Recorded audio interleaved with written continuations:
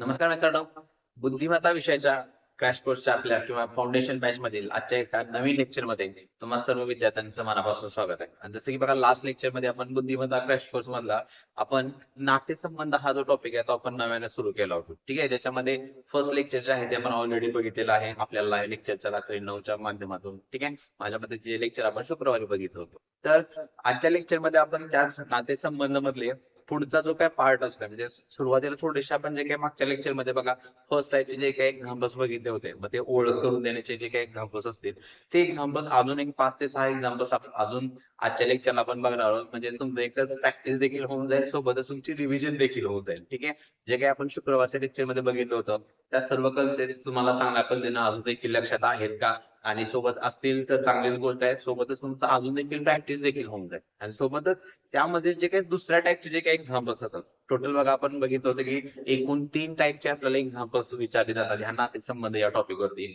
त्यामधला दुसरा जो टाईप आहे म्हणजे ट्री डायग्राम आपण जे काढतो, मग त्याच्यामध्ये कशा पद्धतीने मांडणी करायची, थोडीशी मांडणी तिथं बदलणार आहे. मग ते कशा पद्धतीचे क्वेश्चन कोणत्या मेथडनं आपण सॉल्व्ह करायचे आहे ते देखील जे आहे ते आपण आजच्या लेक्चर मध्ये बघणार आहोत. ठीक आहे, तर लक्षात ठेवा जसे की सगळे जे काही कन्सेप्ट आपण ऑलरेडी बघितलेले आहेत, तुम्ही देखील चांगल्या पद्धतीने त्या सर्व कन्सेप्ट नक्कीच चांगल्या पद्धतीने क्लिअर केले असतील. कारण लक्षात ठेवा, नातेसंबंध हा टॉपिक किंवा बुद्धिमत्तेच्याच बाबतीत सांगायचं जर झालं तर ओव्हरऑल मध्ये, तर हा बुद्धिमत्तेचा लक्षात ठेवा एक विषय एकदम सोपा आहे. ह्याच्यामध्ये तुम्हाला कुठल्याही पद्धतीचा म्हणजे एक रॉकेट सायन्सचा कन्सेप्ट अजिबात बघायला मिळत नाही. सर साध्या सिंपल कन्सेप्ट आहेत. फक्त प्रॉब्लेम एवढाच येतो या नातेसंबंधाला की अॅक्युरेसी तुम्हाला आपली 100% अॅक्युरेसी ठेवणं हे खूप महत्वाचा टास्क असतो. कारण बरेच विद्यार्थी काय करतात, आन्सर त्यांचं येत असते पण अॅक्युरेसी त्यांची जी म्हणतो आपण अॅक्युरेट आन्सर आले का नाही हे त्याला सांगता येत नसते. मग त्यासाठी फक्त आणि फक्त मॅटर करतात ज्या छोट्या छोट्या गोष्टी ज्या काही आपण मागच्या लेक्चरमध्ये ज्या काही चर्चा केल्या होत्या बघा, त्याच गोष्टी अत्यंत महत्वाच्या आहेत आणि त्याच जास्त प्रमाणामध्ये मॅटर करत असतात. ठीक आहे, त्यामुळे सर्व कन्सेप्ट तुम्ही नक्की चांगल्या पद्धतीने क्लिअर केले असतील. आणि आजच्या लेक्चरला आपण सुरुवातीला जे काही ओळख करून देण्याचे जे एक्झाम्पल्स आहेत ते परत एकदा घेणार आहोत, जेणेकरून तुमचं प्रॅक्टिस जे आहे ते चांगल्या पद्धतीनं होऊन जाईल. ठीक आहे, चला तर मग आजच्या लेक्चरला आपण सुरुवात करूया. आणि जसं मी नेहमीच म्हणतोय बघा, प्रत्येक एक जो अप्रोच असणार आहे आपल्याला एक्झाम्पल सॉल्व्ह करण्याचा, तो सेम ठेवायचा. तुम्हाला कुठल्याही पद्धतीने चेंज करायचं म्हणजे क्वेश्चन जे आहे तुमच्या स्क्रीनवरती येणार आहे, व्हिडिओ पॉज करायचा आहे. रेकॉर्डेड फॉर्म मध्ये सध्या हे लेक्चर आपण कव्हर करतोय, तर त्यामुळे कुठल्याही विद्यार्थ्यांना फक्त फास्ट फॉरवर्ड तर अजिबात करायचं आहे. सर्वांना विनंती आहे, प्रत्येक एक्झाम्पल तुम्ही स्वतः सोडवण्याचा प्रयत्न करायचा आहे मी सोडवण्याच्या आधी.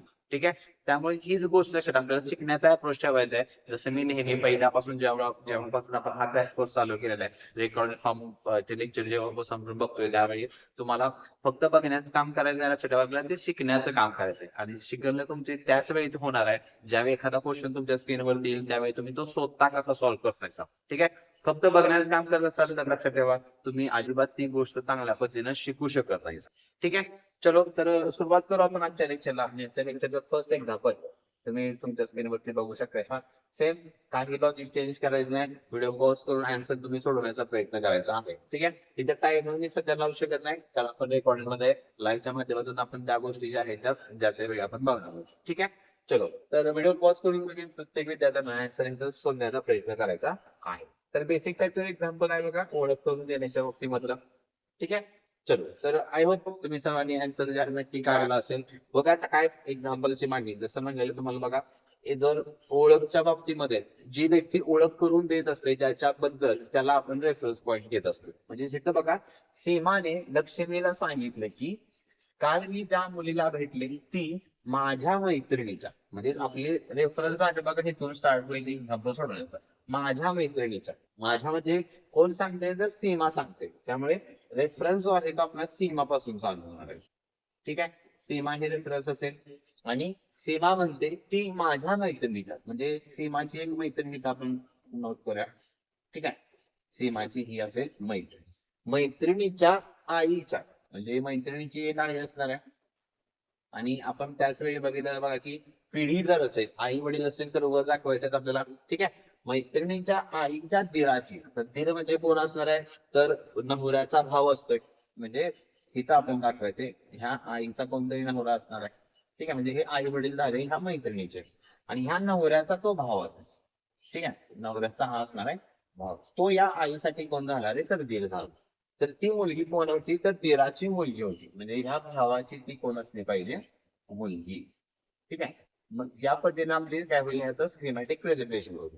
आणि प्रश्न काय तर मुलीचे सीमाच्या मैत्रिणीशी नाते म्हणजे ही मुलगी या मैत्रिणीची कोण. मग रिलेशन कसं जाते बघा तर हे कोण आई वडील झाले बरोबर हे वडील झाले या मैत्रिणीचे म्हणजे हे रिलेशन ह्या दोघांचं कसं जाते तर वडिलांचा भाऊ मग वडिलांचा भाऊ कोण असतो तर काका असतोय मग काकांची ही कोण जाते तर मुलगी जाते. ठीक आहे. मग काकांची मुलगी आपापसामध्ये कोण असतं काकांची म्हणजे ते आपण बघितलं बघा तो चार्ट होता काकांचे आई वडील सॉरी भाऊ बहीण सॉरी काकांची मुलगा मुलगी असतील तर त्यांना आपण काय चुलत भाऊ बहीण म्हणत असतो. आता ही मुलगी याचा अर्थ कोण असली पाहिजे चुलत बहीण हे आपलं काय असणार या ठिकाणी आन्सर असणार. ठीक आहे. आणि जसं की बघा मी मागच्या आपण कॉन्सेप्ट खूप महत्वाचा असतो की नातं कोणाचं कोणासोबत विचारलंय यामध्ये कन्फ्युजन अजिबात व्हायचं नाही. साधा सिंपल प्रश्न होतोय इथं काय की ही मुलगी या मैत्रिणीची कोण लागेल म्हणजे थोडक्यात ही दोघी पण आपापसामध्ये चुलत बहिणीच असणार आहे. ठीक आहे. त्यामुळे काय प्रॉब्लेम येणार नाही तुम्हाला एक उलटा जरी क्वेश्चन तुम्ही असला तर काही प्रॉब्लेम येणार नाही कारण दोघी पण काहीतरी तर महिलाच आहे त्यामुळे आन्सर आपलं एकच राहील काय तर चुलत बहीण. ठीक आहे. चलो पुढे जाऊ नेक्स्ट दुसरा क्वेश्चन बघूया आपण आजच्या लेक्चरचा. सेम काही वेगळं करायचं असेल तुम्ही सर्वांनी व्हिडिओ पॉज करून तुम्ही प्रत्येकाने आन्सर काढण्याचा काय करायचा आहे तर प्रयत्न करायचा आहे. हे एक्स्ट्रा प्रॅक्टिस असेल आणि बऱ्यापैकी बघा बऱ्याच विद्यार्थ्यांचं जर नातेसंबंधामध्ये जर कुठले कन्फ्युजन करणारे जर त्यांना कुठला प्रश्न असेल तर ते या टाईपचेच प्रश्न आहेत. हेच बऱ्याच विद्यार्थ्यांना काय कन्फ्युजन मध्ये करत असतात किंवा कन्फ्युजन मध्ये टाकत असतात. ठीक आहे. चलो प्रश्न बघा पुढचा काय सांगितलं बघा तर एका स्त्रीची ओळख करून देताना संगीता म्हणाल ही माझ्या मग कोण रे तर संगीतापासून रेफरन्स आपला चालू होईल त्यामुळे स्टार्टिंग जो पॉइंट असणार आहे किंवा रेफरन्स साठी संगीतात असेल. ठीक आहे. संगीता म्हणते माझ्या नंदेच्या भावाच्या आता इथं बघा ननंद ते थोडं ते डॉट तेवढा राहिलेला आहे ननंदेच्या भावाच्या मुलीचे आता ननंद तो आपल्याला बघा ज्याच्याबद्दल आपण मागच्या लेक्चरमध्ये आपल्याला चर्चा पण झाली होती.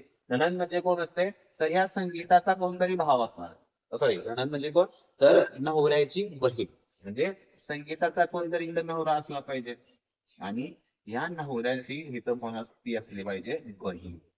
ठीक आहे. मग ही बहीण या संगीताची कोण झाली तर ननंद झाली. ठीक आहे. नवऱ्याची बहीण तर पुढं ननंदेच्या भावाच्या आता ही तर एक गोष्ट लक्षात ठेवायची बघा आता ही तर ननंद झालेली मग नंदेचा भाव कोण झाला हा नवरा झाला ना संगीताचा हे तुम्ही कन्सिडर करू शकता. तिथं लक्षात ठेवा हे दोन पद्धतीने एक्झाम्पल सॉल्व्ह करू शकतो आपण कारण एक्झाम्पल मध्ये मला कुठेही सांगितलं नाही की त्या नंदेला एकच भाव आहे का दुसरा कुठला भाव असणार आहे. ठीक आहे. असं कुठेही इथं मेन्शन केलंय मग दोन पद्धतीने आपण हे सोडवू शकतोय. पहिला की या नंदेचा जो काय भाव आहे हे तर नंद झालेले आहे आणि इथं काय कन्सिडर करतोय मी नंदेचा जो काय भाव आहे तो ह्या संगीताचा नवराच असणार. ठीक आहे. हे कन्सिडर करतोय त्यानुसार एक उत्तर काढू आपण आणि दुसरी एक कंडिशन आपण कन्सिडर करू त्याने एक उत्तर काय ते पण बघू. ठीक आहे. पहिली कंडिशन हे करूया तर नंदेच्या भावाच्या मुलीची आई म्हणजे नंदेच्या भावाला ही मुलगी असणार आहे आणि मुलीची आई म्हणजे कोण झालेली ही स्वतः संगीतात झाली ना कारण हे दोघं आपापसामध्ये नवरा बायको आहेत. ठीक आहे. त्यामुळे हे जे काय म्हणजे संगीता थोडक्यात ते स्वतःबद्दलच माहिती सांगायला लागेल काय तर संगीता म्हणते माझ्या नंदेच्या भावाच्या मुलीची आई ती कोण आहे तर आई आहे म्हणजे ती स्वतः संगीतच म्हणजे त्याबद्दल स्त्रीची ओळख करून देतात म्हणजे थोडक्यात काय ती संगीता स्वतःची ओळख करून द्यायला लागली. ठीक आहे. असं तुमचं एक कन्सिडरेशन होणार आहे. मग इथं प्रश्न काय तर संगीताचे त्या स्त्रीशी नाते काय म्हणजे थोडक्यात काय तर इथं लक्षात ठेवा हे जी संगीत आहे जर हे तर कन्सिडर केलं की ही त्या बहिणीचा जो काय भाव आहे ती स्वतः जर आपण कन्सिडर केलं की त्याला दुसरी कुठलीही भाऊ किंवा बहीण नसेल तर लक्षात ठेवा तुमचं जे काय उत्तर आहे तर काय जाणार आहे ही म्हणजे ह्या ही बहीण जी आहे ती स्त्री झाली. ठीक आहे. ही झाली ती स्त्री म्हणजे इथं आपण ही काय इथं काय कन्सिडर केलं खरं जसं मगाशी पण म्हटलं तुम्हाला की ही जी ननंद आहे नंदेचा जो काय भावाचा इथं जो उल्लेख केलाय ना बघा तर ह्याच्यानुसार जे काय तुमचं उत्तर जाणार आहे तर हा जो भाव आहे जर तो स्वतः त्या संगीताचा नवराच जर तुम्ही कन्सिडर केला तर ज्या स्त्रीबद्दल ती संगीता बोलायला लागली ती स्त्री स्वतः कोण झालेली तर ती स्वतः जी आहे ती संगीताच आहे. ठीक आहे. त्यामुळे हे काय झालं माझं हे कन्सिडरेशन झालं पण इथं तुम्ही बघू शकता प्रश्नामध्ये आपल्याला विचारले संगीताचं त्या स्त्रीशी सोबत नातं याचा अर्थ ही स्त्री आणि ही संगीता वेगवेगळे आले पाहिजे पण आपण हे जर कन्सिडर केलं की त्या बहिणीचा जो काय भाव आहे किंवा नंदेचा जो काय भाव आहे तो जर संगीताचा तुम्ही नवराच कन्सिडर केला तर मात्र तुमचं उत्तर संगीत आणि स्त्री एकच येते. ठीक आहे. मग आता प्रश्नानुसार तर आपल्याला काय करावं लागेल तर दुसरी कंडिशन पकडावी लागेल ज्याच्यामध्ये इनिशियल व्हॅल्यू जे आहे ते थोडेसे आपण चेंज करू. ठीक आहे. रेफरन्स पॉईंट तर आपल्या संगीतात असणार आहे आणि संगीताचा बेसिक डायग्राम आपण हे करून घेऊया. संगीताची नंतर येणार आहे. संगीताचा हा नवरा असेल, नवऱ्याची ती बहीण असणार आहे. ठीक आहे. आणि ही बहीण कोण झाली या संगीताची नंद. ठीक आहे. ही आपण इनिशियल व्हॅल्यू कन्सिडर केलं. पुढलं तुझं आता तुम्हाला चेंज करायचं आहे माझ्या नंदेच्या भावाच्या म्हणजे नंदेचा जो काय भाव आहे तो दुसरा कोणतरी कन्सिडर करायचा तो संगीताचा नवरा नाही. म्हणजे या बहिणीला अजून एक कोण असणार आहे इथं भाव. ठीक आहे. नंदेचा भाऊ हा अजून एक कोणता दुसरा कन्सिडर करू आपण. मग नंदेच्या भावाच्या मुलीची आई नंदेचा भाव काढला भावाची मुलगी असणार आहे आणि ह्या मुलीची आई म्हणजे कोण रे तर ह्या भावाची कोणतरी पत्नी असणार. ठीक आहे. मग ह्या हे दोघं आपापसात पती पत्नी झाले आणि ह्यांची ही मुलगी असणार आहे आणि आई आहे म्हणजे ही आई ही जी पत्नी आहे ती स्त्री जी आपण ज्याच्याबद्दल ती संगीता माहिती सांगायला आली. मग हे दुसरं कन्सिडरेशन आहे असेल बघा. मग थोडक्यात काय सिनारिओ ही तो होईल माझा. तर हे जे तिघं आहेत हा नवरा संगीताचा ही बहीण आणि तो एक दुसरा भाऊ हे आपापसामध्ये सख्खे भाऊ बहीण झाले. ठीक आहे. मी या पद्धतीने तुम्ही आपली डायग्राम कन्सिडरेशन जे आहे ते आपल्याला इथं करायचं होतं काय की हे नंदेचा जो काय भाऊ आहे तो कोणतरी वेगळा आहे आपल्याला कन्सिडर करायचा. मग प्रश्न काय आपल्याला तर संगीताचे त्या स्त्री सोबत नाते काय. मग ही संगीता आणि ही स्त्री ह्या दोघींचं आपापसामध्ये नातं. तर ह्याच्याबद्दल बघा पण चर्चा झाली होती आपली मागच्या लेक्चर मध्ये आपण पी आणि क्यू हे भाऊ कन्सिडर केले होते. तसेच बघा हा नवरा आणि हा नवरा म्हणजे थोडक्यात हा पी एक आहे हा एक क्यू कन्सिडर करूया. दोघं कोण आहेत भाऊ आहेत आपापसामध्ये. ठीक आहे. मग ह्या पी ची पत्नी संगीता आहे आणि क्यू ची पत्नी ही पत्नी आहे सॉरी क्यू ची पत्नी ती स्त्री आहे. थोडक्यात काय भावांच्या बायका जर असतील तर त्या आपापसामध्ये कोण असतात तरी जाऊबाई असतात ज्याच्याबद्दल आपण मागच्या लेक्चर मध्ये देखील चर्चा केली होती. ठीक आहे. त्यामुळे संगीता त्या स्त्रीची कोण असायला पाहिजे तर जाऊबाई असणार आहे. ठीक आहे. त्यामुळे फायनल आन्सर आपलं काय असलं तर ऑप्शन नंबर 2. ठीक आहे. तर मागच्या लेक्चर जसं बघा लेक्चर मध्ये म्हणण्यापेक्षा मागची जी काही कंडिशन आपण कन्सिडर केली होती त्या कंडिशन नुसार जर तुम्ही कन्सिडर केलं की ह्या बहिणीचा भाऊ फक्त जर तो नवराच कन्सिडर केला तर उत्तर आपलं काय होतं ती संगीता स्वतःबद्दल माहिती सांगत होती. पण स्वतः तर शब्द कुठंच इथं ऑप्शन मध्ये नाही. त्यामुळे दुसरी कंडिशन आपण ऍझम्पशन केली बहिणीला दुसरा एक भाव कन्सिडर केला त्यानुसार उत्तर काय जाईल आपलं तर ऑप्शन नंबर 2 हे उत्तर असायला पाहिजे.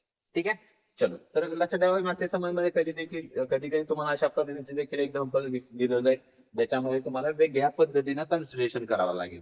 ठीक आहे. चलो नेक्स्ट पुढचा क्वेश्चन बघा. सेम व्हिडिओ पॉज करायचे आणि आन्सर तुम्ही सर्वांनी काढण्याचा प्रयत्न करायचा. ठीक आहे.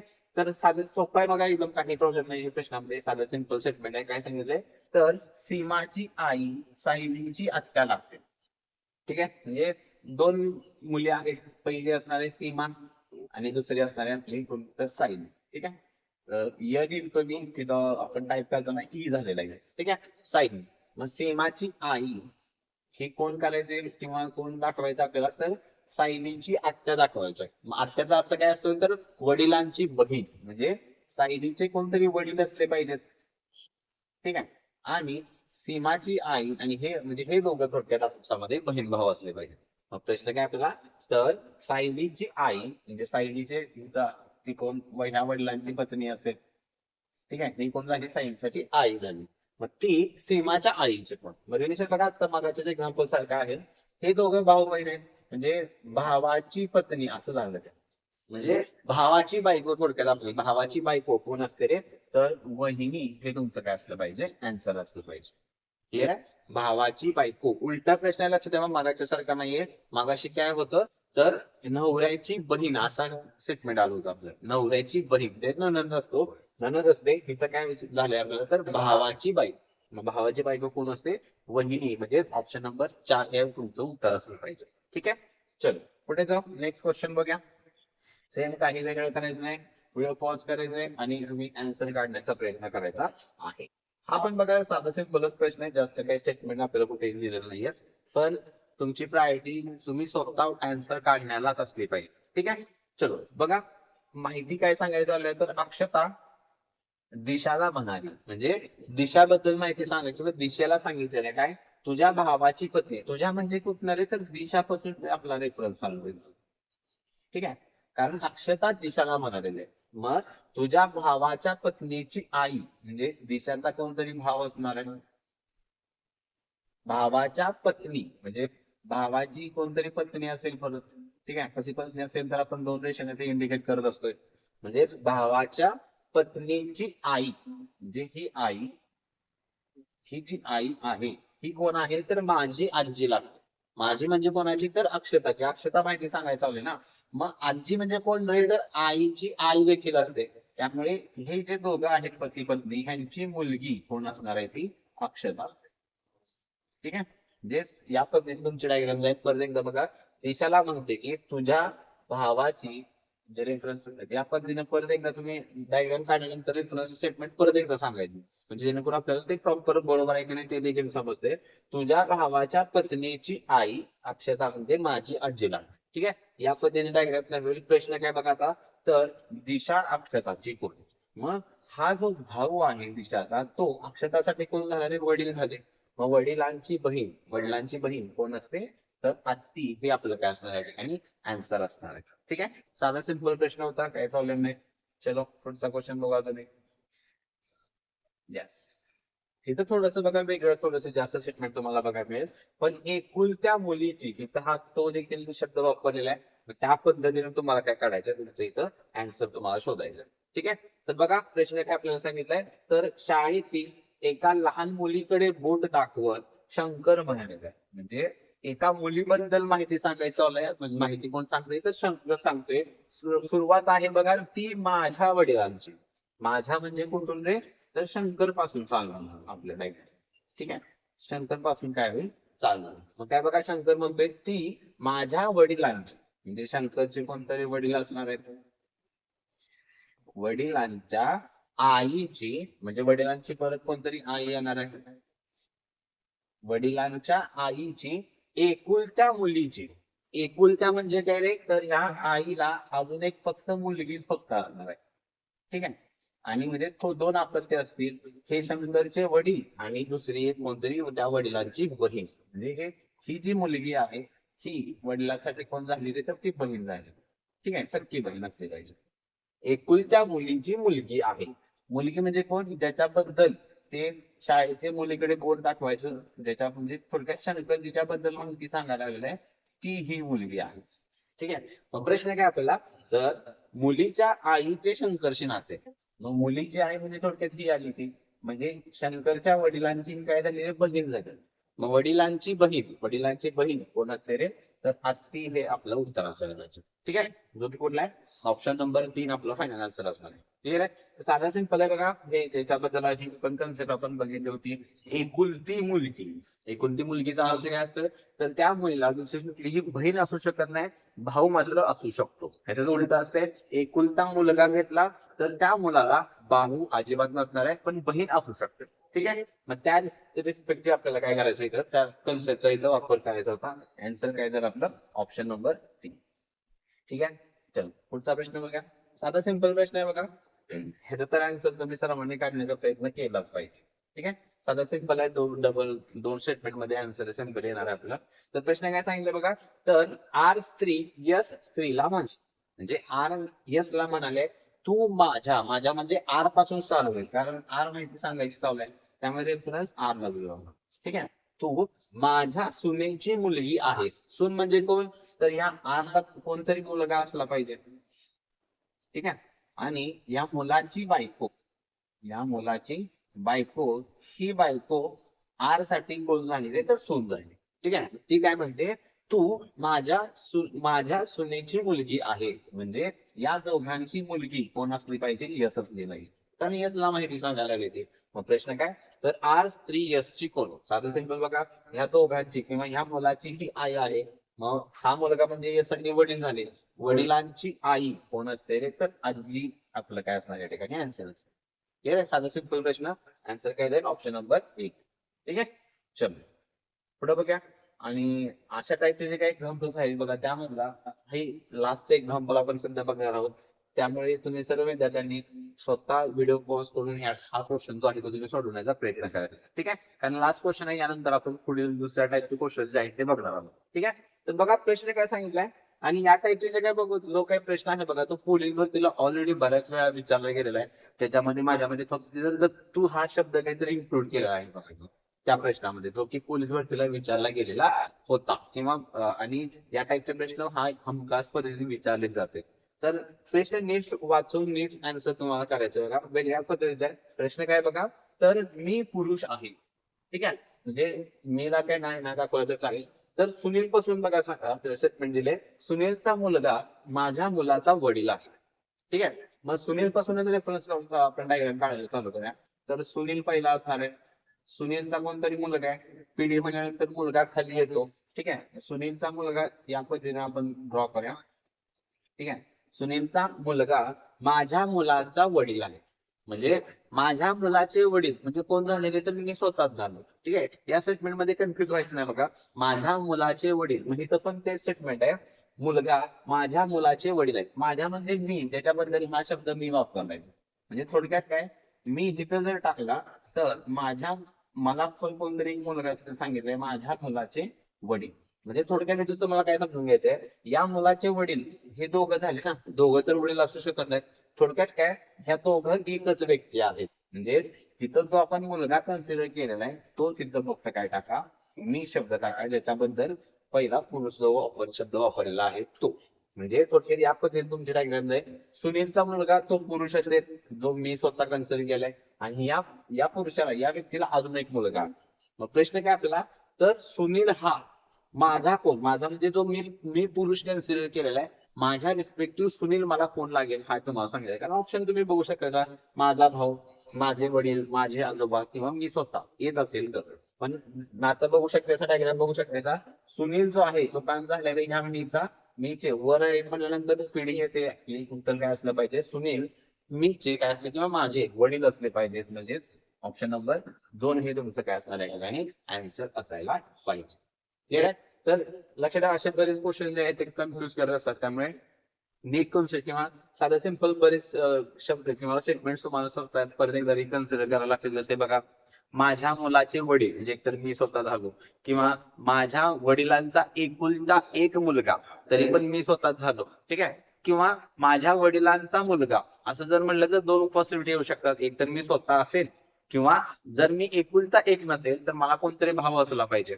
बरोबर, माझ्या वडिलांचे किंवा माझ्या आईचा मुलगा, असे जे काही स्टेटमेंट्स असतात, एक तर ते बघा, एकतर आपल्या स्वतःबद्दल माहिती सांगतात किंवा आपल्या भावाबद्दल माहिती सांगतात. पण जर तिथं एकुलता शब्द जर आपण इंडिकेट केला किंवा जर तिथे युज केला, तर मात्र ती व्यक्ती आपण स्वतःच असते. मग तसंच इथं तेच रेफरन्स आहे, माझ्या मुलाचे वडील म्हणजेच कोण झालेले, तर मी स्वतःच झालो. त्याचाच रेफरन्स तुम्हाला या ठिकाणी काय करायचा आहे, युज करायचा आहे.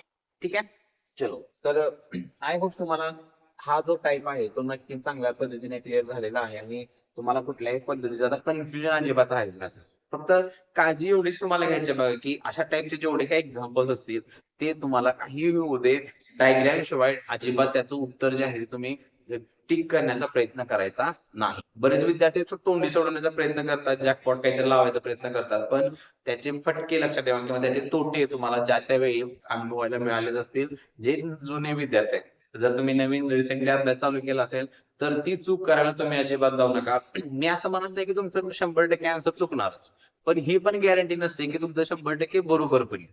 त्यामुळे आपल्याला फोकस काय, तर गणित असेल, बुद्धिमत्तेचं असेल, तर दोन्ही मध्ये आपल्याला 100 आउट ऑफ पैकी आउट ऑफच मार्क्स घ्यायचे.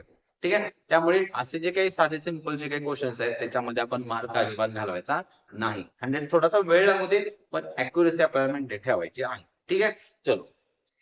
तर आता पुढच्या टाईपचे आपण क्वेश्चन्स बघूया. क्वेश्चन्स बघण्यापूर्वी थोडंसं एक आपण जे काही डायग्राम आपण काढत होतो बघा, डायग्राम काढत असताना पहिल्या लेक्चर्स मध्ये आपण जे काही इनिशियल व्हॅल्यू जे आहेत प्रेझेंटेशन करत असताना कशा कशाचा वापर करायचा आहे त्या चिन्हांना थोडंसं एकदा रिवाइज करू आपण, आणि त्यानंतर जे आहे ते आपण एक्झाम्पलला सॉल्व्ह.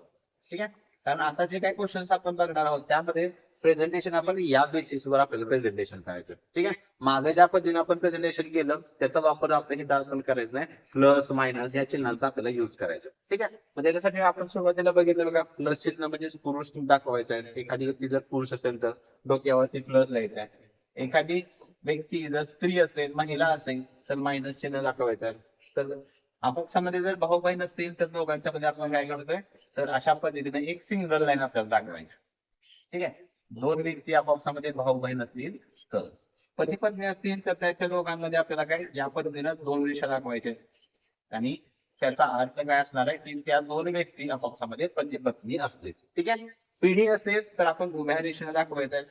उभ्या रेषेने असतील तर वरच्या बाजूला आई आणि वडील असतील. ठीक आहे. जे काही एक्झाम्पल मध्ये दिलं जाईल, आई वडील वरती असतील आणि मुलगा मुलगी जर असेल एखादी तर त्या दोघांना कुठे दाखवायचं आहे, तर रेषेच्या खालच्या बाजूला दाखवायचं. ठीक आहे. हा एक बेसिक सिनारिओ आहे. ह्याचा वापर आता आपल्याला त्या टाईप म्हणजे ट्री डायग्राम काढताना युज करायचा. दुसरी एक महत्वाची गोष्ट तुम्हाला हे करायचं आहे, वाचत असताना जेंडर एकदा क्लिअर झाल्यानंतर त्या व्यक्तीचा जेंडर तुम्हाला ज्या त्या वेळी त्या व्यक्तीला मेन्शन करायचं आहे. ठीक आहे. चलो तर सुरुवात करू आपण आज त्या टाईपच्या क्वेश्चनला आणि त्यामधलं फर्स्ट एक्झाम्पल तुमच्या समोर आहे. ठीक आहे. तर इथं बघा अशा टाईपचे बरेच एक्झाम्पल्स मध्ये कधी कधी डायरेक्टली नावं सांगितली जातात. जी की नावं तुम्ही जो काही क्वेश्चन तुम्ही सध्या बघू शकता तुमच्या स्क्रीनवरती, डायरेक्टली इथं बघा नावं दिले.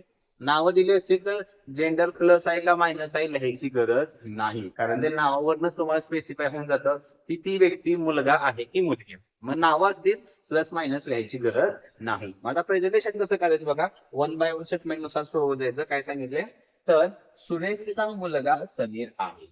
म्हणजेच सुरेश जो आहे तो समीरचे वडील झाले. बरोबर. मग जसं आपण म्हणतोय नेमकी, जर वडील असतील तर ते रेषेच्या वरती असले पाहिजेत आणि जर मुलगा मुलगी असेल तर ते रेषेच्या खाली असले पाहिजे. म्हणजे त्या स्टेटमेंटला मी कसं प्रेझेंट करू शकतोय, तर सुरेश किंवा समीरचा मुलगा सुरेश असेल, उलट झालं. सुरेश हे समीरचे वडील आहेत किंवा ह्याच्या उलट म्हणू शकताय, समीर हा सुरेशचा मुलगा आहे, जे की आपल्याला पहिल्या स्टेटमेंट सांगितले. दुसरं बघा, समीरच्या काकाचे नाव नरेश आहे. आता काका म्हणजे कोण, तर वडिलांचा भाऊ. म्हणजे भाऊ बहीण असतील तर आपण एका रेषेने दाखवत असतो. म्हणजे सुरेशचा एक दुसरा भाऊ असेल तो असेल त्याचं नाव नरेश. पुढे बघा, त्रिशा ही सिंधूची मुलगी आहे. आता त्रिशा आणि सिंधू तर इथं कुठं नाही काढू शकत आपण. पुढचं वाक्य वाचा, मीना ही समीरची आई आहे. मग मीना समीरची आई, मग समीरचे वडील कोण आहेत तर सुरेश आहे. म्हणजे मीना जी असणार आहे ती कोणाची बायको असेल तर सुरेशची बायको असणार आहे. नवरा बायको असतील तर दोन रेषा आपल्याला दाखवायचे. पुढं आता हे होतं बघा, त्रिशा सिंधू, सिंधू पण अजून आपल्याला मिळणार आहे. पुढं बघा, मीना सिंधूची बहीण आहे. ठीक आहे. मग मीना सिंधूची बहीण म्हणजे सिंधूला इथं आपण पाड्या, म्हणजे सिंधू आणि मीना आपापसामध्ये बहिणी असतील. बहिणी म्हणल्यानंतर एक रेषा आपल्याला दाखवायची आहे. आणि आता त्रिशा सिंधूची मुलगी आहे. मग सिंधूची मुलगी त्रिशा इथं खालच्या बाजूला येणार आहे. मुलगी म्हणल्यानंतर खाली असणार आहे.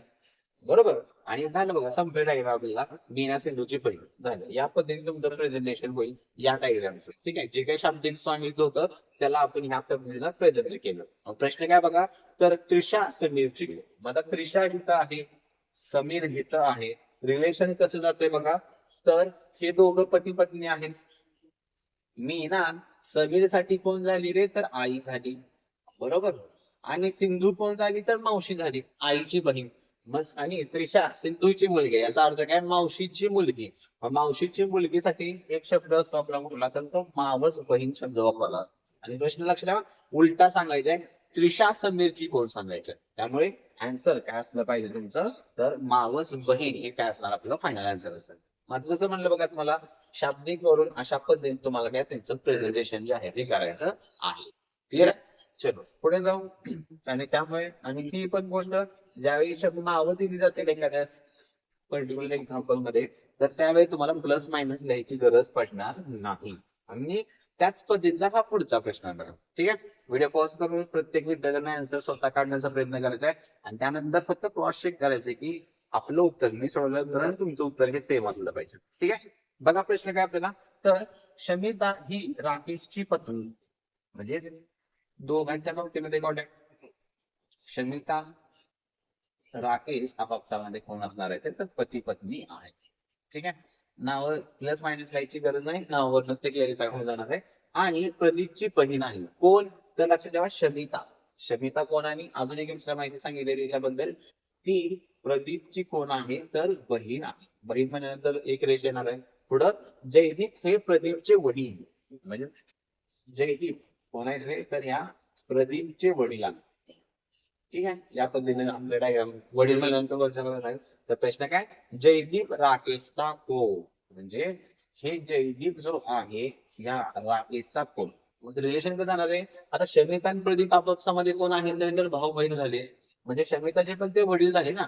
जयदीप राकेश त्यांचा कोण असला पाहिजे तर जावई. पण प्रश्न उलटा आहे आपल्याला, तर जयदीप कोण झाला राकेशचा तर बायकोचे वडील असावं झालं. बायकोचे वडील कोण असतात तर सासरे किंवा सासरा. याचं काय आहे तुमचं ऑप्शन नंबर 4 हे उत्तर असलं पाहिजे. ठीक आहे, उलटा प्रश्न वाचायचा नाहीये, जयदीप राकेशचा कोण आहे लक्षात ठेवा, तो सासराच आहे. उलटा जर प्रश्न असला राकेश जयदीपचा कोण, तर तुमचं उत्तर कुठलं जाईल तर जावई उत्तर जाणार आहे. ठीक आहे, पण तो प्रश्न नाही आपल्याला, आपल्याला जयदीपचं नातं सांगायचंय. ड्युटी काय असेल ऑप्शन नंबर 4 सासरे हे आपलं काय जाईल आन्सर असायला पाहिजे. ठीक आहे, चलो. तर जिथं बघा तुम्हाला म्हणलं की आतापर्यंत जे काही क्वेश्चन्स आपण बघितले तिथं नावं दिली होती तुम्हाला. नावं असतील तर काही जनरली याची गरज पडत नाही. मात्र इथं तुम्हाला काय करायचंय तर नावं प्लस तिथं नावं तर कुठं दिली नाहीत, एबीसीडी दिली आहे. मग असं असेल त्यावेळी तुम्हाला जेंडर हा कंपल्सरी लिहावाच लागतो. ठीक आहे, कसं बघा, तर प्रश्न पहिला आपल्याला काय सांगितलंय, पहिलं स्टेटमेंट, ए ही बी ची एकुलती एक नणद आहे. ठीक आहे, ए ही बी ची नणंद आहे लक्षात ठेवा. मग नणंदचा अर्थ कोण असतोय, जसं मगाशी म्हणले आपण, तर नवऱ्याची बहीण. म्हणजे या बी ला कोणतरी नवरा असला पाहिजे. ठीक आहे, ज्याचं नाव मला सध्या माहित नाहीये त्यामुळे इथं ब्लँक स्पेस ठेवू आपण. ठीक आहे, मग नवऱ्याची बहीण ही कोण असणार आहे, ही ए असली पाहिजे, कारण ए ही नणंद आहे लक्षात ठेवा. ठीक आहे, मग ए नणंद असेल, नणंद याचा अर्थ ती महिला असली पाहिजे. महिला याचा अर्थ इथं काय करूया आपण, इथं मायनस चिन्ह असलं पाहिजे. ठीक आहे, आणि नणंद आणि भाऊचं ह्या शब्द दोन्ही पण काय येतील तर एक आपापसामध्ये काय म्हणतो आपण त्याला, तर ते महिलांचंच नातं आहे. याचा अर्थ इथं बी देखील कोण असले पाहिजे, एक महिलाच असली पाहिजे. ठीक आहे, मग इथं कोणतरी बीचा नवरा असेल ज्याचं नाव आपल्याला अजूनपर्यंत माहित नाहीये. मग इथं बीचा कोणतरी नवरा असणार त्या नवऱ्याची बहीण ए असली पाहिजे. मग ही यांची एकुलती एक नणंद असणार आहे. ठीक आहे, चलो पुढे बघा, बी ही सी ची आत्या. मग बी ही सी ची आत्या. मग सी ची आत्या म्हणजे कोण रे, तर ह्या दोघांना या पद्धतीनं तुमचं काय असलं पाहिजे, तर सी ची आत्या. आत्या म्हणजे कोण असणार आहे तर वडिलांची बहीण. मग वडिलांची जर बहीण असेल तर इथं सी चे कोणतरी वडील दुसरे कोणतरी असले पाहिजे. ठीक आहे, सी ला एकतर ह्या दोघांची मुलगी टाकली पाहिजे किंवा दुसरीकडे एक भाऊ कन्सिडर केला पाहिजे ज्याचं जेंडर इकडचं जाईल. ठीक आहे, इकडून टाका, म्हणजे बी ला कोणतरी एक भाऊ असला पाहिजे सेपरेट. त्याचं नाव आपल्याला कोणतरी माहित नाहीये, बीचा कोण भाव आहे, आणि ह्या बीच्या भावाची मुलगी इथं कोण असली पाहिजे, सी असली पाहिजे. कारण आत्ती म्हणजे कोण, तर वडिलांची बहीण. मग आता आपल्याला सांगितलं या एला तर तुम्ही भाऊ बहीण नाही टाकू शकत, कारण एकुलती एक शब्द वापरलेला आहे. त्यामुळे या पद्धतीने डायग्राम होईल. पहिला हे ए जी आहे ती बी ची नणंद झाली. दुसरं बी ही सी ची आत्या, त्यामुळे सी इथे येणार आहे. पुढचा आहे डी हा बी चा एकुलता एक भाव आहे. पडला बघा, म्हणजे इथं जो भाव सांगितला होता तो आहे माझा डी, आणि भाव आहे याचा अर्थ इथं काय असलं पाहिजे तुमचं प्लस साईन असलं पाहिजे.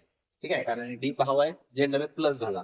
पुढं एकुलता एक भाव आहे, तर फायनल आपल्याला प्रश्न विचारलाय ए ही डी ची कोण, म्हणजे ए ही व्यक्ती या डी ची कोण लागेल. मग आता कसं नातं जाते बघा, तर पहिली गोष्ट तर बी कोण झाली रे, तर बी बहीण आहे डी ची, म्हणजेच बहिणीची नणंद. ठीक आहे, ए ही डी ची कोण, मग ए कोण जाणार आहे इथं, ऍक्च्युली काय म्हणतो आपण त्याला एक्झॅक्टली नातं आपल्याला अशा पद्धतीने सांगता येत नाही बघा, ते खूप क्रिटिकल कंडिशन मध्ये हे नातं जाणार आहे. कसं नातं जात आहे, तर एक तर बी ही कोण आहे रे, तर डी ची बहीण आहे. ठीक आहे, मग बहिणीची नणंद म्हणजे बहिणीच्या नवऱ्याची नणंद, या पद्धतीने तुमचं नातं जाणार. त्यासाठी मला नाही वाटत की मराठीमध्ये कुठला तरी एखादा स्पेसिफिक वर्ड असेल जिथे हे नातं सांगितलंच आहे. ठीक आहे. त्यामुळे इथं ऑप्शनला थोडस तुम्ही इग्नोर करू शकता. फक्त डायग्राम लक्षात ठेवा. एक्झॅक्टली जर क्वेश्चन जर नातं सांगायचं झालं तुम्हाला, तर ह्याचं एक्झॅक्टली नातं मला नाही वाटत की कुठली व्यक्ती सांगू शकते. थोडीस आपल्या आजींना वगैरे त्या विचारलं पाहिजे की एक्झॅक्टली काय घ्यायचंय. पण एक आपल्या दृष्टिकोनातून म्हणतोय तर आपण प्रॉपर एक्झॅक्टली आपण याचं जे आन्सर आहे ते आपण इथं सांगू शकत नाही. ठीक आहे. त्यामुळे हा प्रश्न जो आहे बघा, मी जो आहे तो पोलीस भरतीच्या पेपर मधला डायरेक्टली विचारलेला आहे, जुन्या 21ला 23चे काही पेपर झाले होते त्यामधला हा प्रश्न. ठीक आहे. त्यामुळे इथं आपण एक्झॅक्टली ह्याची तर नाही म्हणू शकत. ठीक आहे. कारण ही बघा की बहिणींची नणंद झालेली आहे. बहिणीची नणंद कोण नाही सांगू शकत. एक स्पेसिफिक जनरेशन स्पेसिफिक नाव आपण त्याला नाही देऊ शकत. ठीक आहे. चलो, तर लक्षात ठेवा फक्त डायग्राम प्रोसेस महत्वाची आहे. इथं आन्सर आपण एक्झॅक्टली त्या प्रश्नाचं सांगू शकत नाही. ठीक आहे. चलो, येस. हा एक प्रश्न पुढचा. इथं पण बघा नाव नाही येते प्रॉपर PM या पद्धतीने आपल्याला नाव सांगितले. त्यामुळे व्हिडिओ पॉज करून तुम्ही याचा आन्सर जे आहे ते काढण्याचा प्रयत्न करायचा आहे. ठीक आहे. तर बघा सुरुवात करूया. P हा M चा भाऊ आहे. म्हणजे P आणि M आपापसामध्ये भाऊ आहेत म्हटल्यानंतर एक रेष येणार आहे. आणि भाऊ कोण आहे रे? तर P भाऊ आहे. P भाऊ असेल तर प्लस साइन येणार आहे. पुढं Q हा M चा मुलगा. Q हा M चा मुलगा. मुलगा म्हणल्यानंतर खाली असला पाहिजे. Q मुलगा आहे प्लस आलं पाहिजे. दुसरा आहे. आणि लक्षात ठेवा एमचं नातं अजूनही आपल्याला समजलेलं नाही. यम मुलगी पण असू शकते, मुलगा पण असू शकते. नाव गडबडीमध्ये त्याला प्लस मायनस करायचं नाही. जो पण कन्फर्म होत नाही तो पण जेंडर कन्फर्म करायचं नाही किंवा ते लिहायचं नाही. पुढं P ची मुलगी आर.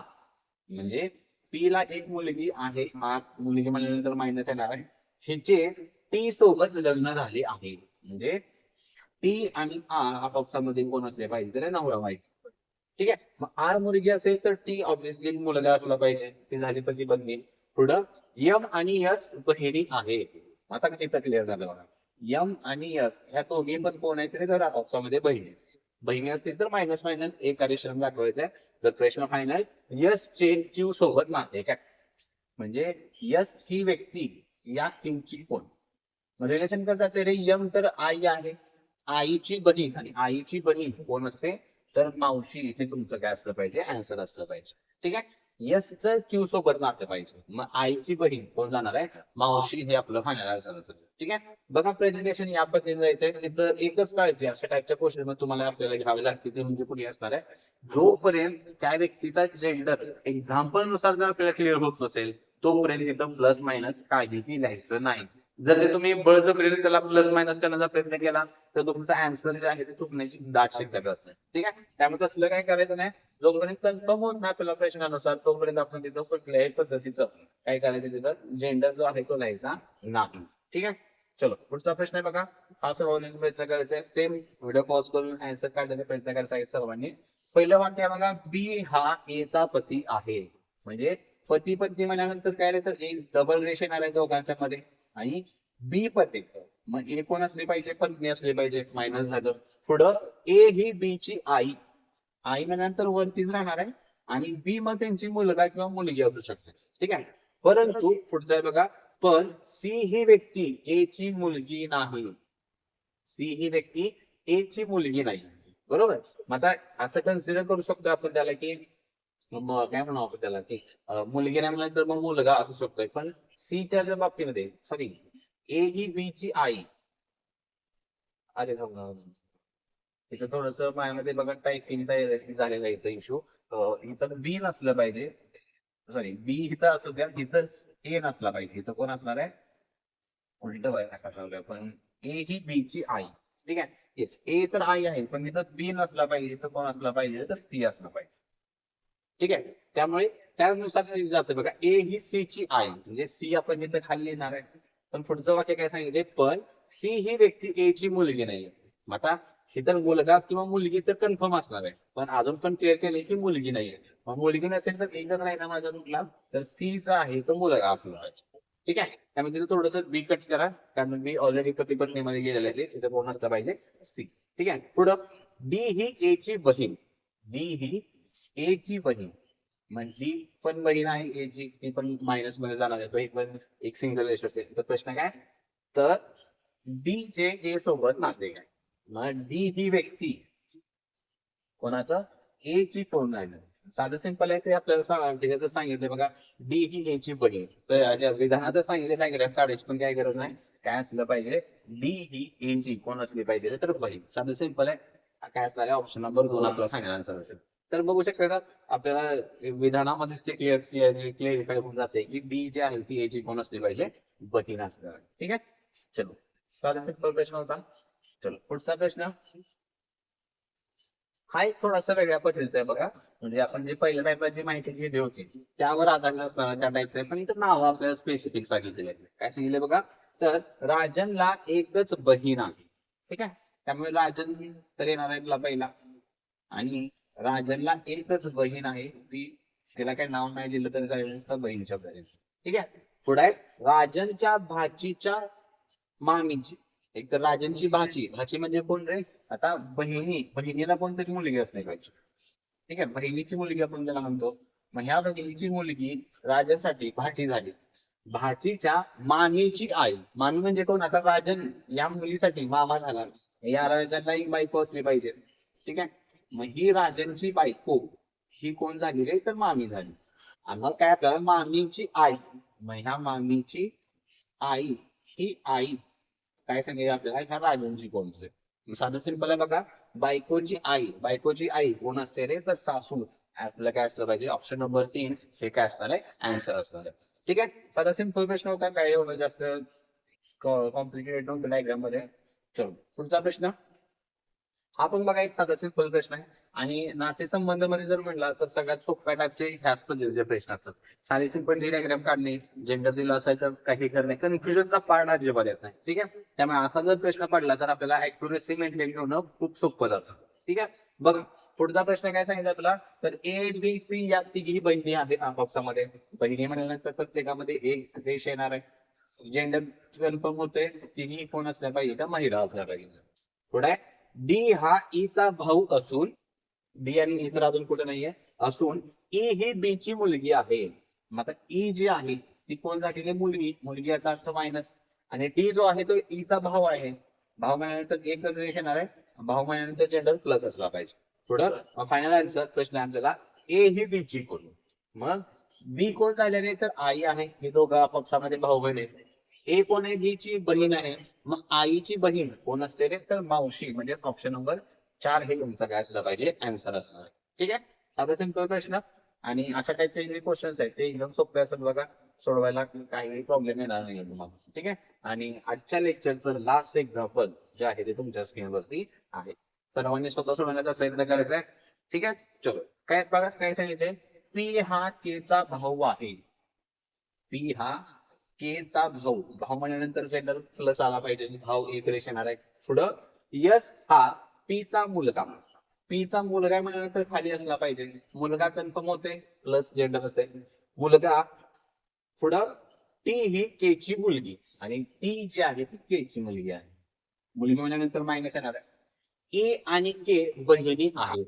मग आता ई आणि के, ई ही तर आला पाहिजे. ठीक आहे, ई आणि के बहिणी झाल्या समज, म्हणजे के पण मायनस आहे. म्हणजे हे थोडक्यात तिघ पी के ई आपापसामध्ये बहीण भाऊ असते. फायनल प्रश्न, तर ई चे के सोबत नाते काय, म्हणजे ई ही व्यक्ती के ची कोण. साधं सिंपल आहे, कोण असले पाहिजे रे, तर बहीण आन्सर असणार आहे. ठीक आहे, तर इथं चुलत बहीण थोडस हे झालेलं आहे बघा, तर आन्सर काय असणार आहे, फक्त बहीण द्या. ठीक आहे, चुलत बहीण नाही, कारण आपल्या बहीण द्यायला सुरुवातीला नुसता जर बहीण हा शब्द जर वापरला असेल तर तिथं सख्खे बहीण भाऊ असताना आपण कन्सिडर करतोय. मग इथं तेच आहे, ई आणि के आपापसामध्ये कोण असणार पाहिजे का, तर भाऊ आणि बहिणी असल्या, सॉरी बहिणी असल्या पाहिजे. म्हणजे चुलत हा शब्द तिथं फक्त कट करा, आन्सर काय जाईल आपलं, बहीण हे फायनल आन्सर असणार आहे. ठीक आहे, चला तर मग अशा पद्धतीनं या टाईपचे जे काय टी डायग्राम वरती बेस असणारे एक्झाम्पल्स आहेत बघा, ते आपल्याला या पद्धतीने विचारले जातात. आणि याचं लक्षात ठेवा, तिथंच आपण हे टॉपिक अजून आपल्याला क्लिअर झालेला नाही. ह्यामधला एक लास्ट टाईपचा आपला क्वेश्चन आहे, क्वेश्चन्स जे आहेत ते आपण घेणार आहोत. कोडिंग मतलब म्हणजे कोडिंग वरती आधारित जे काही नातेसंबंधचे प्रश्न असतात ते देखील लक्षात ठेवा, हल्ली जास्त प्रमाणामध्ये आपल्याला विचारले जातात. आणि जास्त करून जर म्हणला तर ते आपल्याला एसएससी जीडीच्या एक्झाम मध्ये ते कोडिंग टाईपचे जे काही क्वेश्चन्स आहेत ते जास्त प्रमाणामध्ये विचारले जातात. त्याच पद्धतीने तशा टाईपचे क्वेश्चन्स पोलीस भरतीला देखील हल्ली विचारले जातात.